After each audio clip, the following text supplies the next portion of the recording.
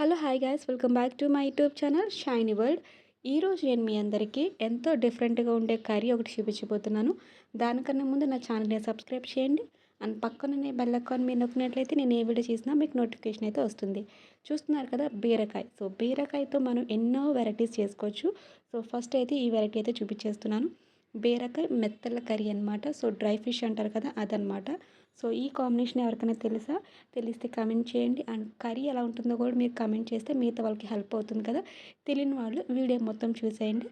డెఫినెట్గా మీకు కూడా నచ్చుతుంది. ఒకసారి ట్రై చేసి చూడండి అనమాట. నేనైతే ఫస్ట్ అయితే మెత్తలను అయితే ఇలాగా మంచిగా క్లీన్ చేసేసుకొని కొంచెం వాటర్లో అయితే ఇలా నానబెడుతున్నాను. వాటర్లో నానబెట్టిన తర్వాత మంచిగా కడుక్కోవాలి. కడుక్కుంటే మనకి ఏమవుతుందంటే పైన ఉన్న ఏమైనా డస్ట్ ఏమైనా ఉన్నా మనకి క్లీన్ అయిపోతుంది. ఇప్పుడు దీంట్లో కొంచెం కళ్ళుప్పు అండ్ పసుపు కూడా యాడ్ చేసి మంచిగా కడుక్కుంటున్నాను అనమాట. మనకి సేమ్ ఫిష్ అయితే మనం ఎలా అయితే కడుక్కుంటామో సేమ్ అదే ప్రాసెస్. ఎందుకంటే నీచు వాసన లేకుండా ఉంటుందన్నమాట. సో ఈ విధంగా అయితే మీరు కంపల్సరీ చేసుకుంటే కర్రీ అనేది చాలా చాలా బాగుంటుంది. ఎందుకంటే డ్రై ఫిష్ కాబట్టి కొంచెం నీసు వాసన రాకుండా ఉండాలంటే కంపల్సరీ ఈ ప్రాసెస్ అనేది చేయాలి. ఇప్పుడైతే నేను మంచిగా అయితే ఈ మెత్తలను అయితే కడిగి ఒక ప్లేట్లో అయితే పక్కకు తీసుకుని పెట్టుకున్నాను. ఈలోపు మనం ఒక బాండీ అయితే పెట్టుకోవాలన్నమాట. బాండీ బాగా హీట్ అయిన తర్వాత ఆయిల్ ఏమి వేయకుండానే మనం ఉత్తిగానే ఈ మెత్తలు అనేది ఇలాగా డ్రై రోస్ట్ చేసుకోవాలి. సో ఇలా వేసిన ఒక 2 మినిట్స్ తర్వాత మనం ఫ్రై చేసుకోవాలి. ఫ్రై చేసుకున్న తర్వాత ఆయిల్ పోసుకోవాలన్నమాట. ఆయిల్ పోసుకొని మళ్ళీ ఫ్రై చేసుకోవాలి. మనం ముందే ఎందుకు ఆయిల్ పోసుకోకూడదంటే అప్పుడే మనం వాటర్లో కడిగి మనం డైరెక్ట్గా వేస్తాం కదా. ఆయిల్ కూడా వేసామనుకోండి మన మీద పడే అవకాశం ఉంటుంది కదా. సో అందువల్ల నేను ఆయిల్ ముందే వేయలేదు. అండ్ టేస్ట్ కూడా బాగుంటుంది అలాగ డ్రై రోస్ట్ చేసిన తర్వాత ఆయిల్ వేయడం వల్ల. సో ఇప్పుడైతే నేను కట్ చేసి పెట్టుకున్న ఉల్లిపాయ పచ్చిమిర్చి కూడా వేసుకొని ఇంకా బాగా ఫ్రై చేసుకుంటున్నాను. బీరకాయ మెత్తల కర్రీ కాంబినేషన్ చాలా బాగుంటుంది. ఒకసారి మీరు కూడా ట్రై చేయండి.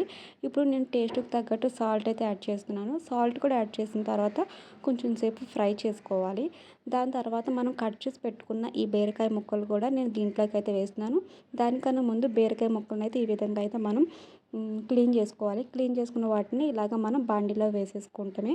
వేసిన తర్వాత కొంచెం సేపు మనం అలాగా తిప్పిన తర్వాత ఇప్పుడు కొంచెం నేను పసుపు అయితే యాడ్ చేస్తున్నాను. ప్రతి కర్రీలోని పసుపు యాడ్ చేసుకుంటాం చాలా చాలా మంచిది కాబట్టి సో కంపల్సరీ పసుపు అయితే యాడ్ చేసుకోవాలి.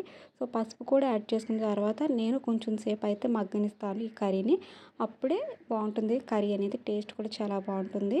కొంచెం వాటర్ వేసి నేనైతే ఇలాగ మగ్గనిస్తున్నాను అనమాట కర్రీ అనేది. కొంచెం కర్రీ మగ్గిన తర్వాత దాంట్లోకి నేను కారం అయితే యాడ్ చేస్తున్నాను. 2 టేబుల్ స్పూన్ కారం అయితే యాడ్ చేస్తున్నాను అనమాట. కారం కూడా యాడ్ చేసిన తర్వాత మనం మంచిగా మళ్ళీ తిప్పుకొని కొంచెం సేపు మగ్గనించుకుంటే సరిపోతుంది అంతే. ఇంక మనకి ఎలా కావాలంటే గ్రేవీలా కావాలనుకుంటే గ్రేవీలా చేసుకోవచ్చు. లేదు కొంచెం పులుసులా కావాలంటే పులుసులా కూడా మనం చేసుకోవచ్చు, ఆప్షనల్ అనమాట. కానీ ఈ కర్రీకి కొంచెం దగ్గర పడితేనే గ్రేవీలా ఉంటేనే కర్రీ అనేది చాలా బాగుంటుంది.